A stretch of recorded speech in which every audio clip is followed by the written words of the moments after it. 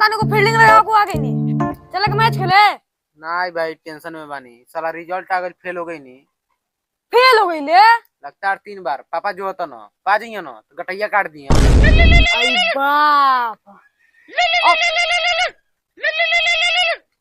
Hello और साला तू से कौन झगड़ा करता रे कौन उमेशवा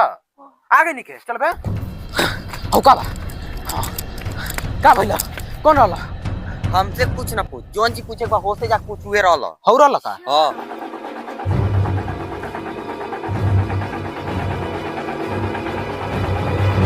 अरे पापा ये फंस गया सी ले बेटा 10 रुपया ठीक बा चल तनी दोस्त A few moments later. दे भाई ले पैसा बर्बाद कर ले अच्छा है और कर बे दांत तेरी मां की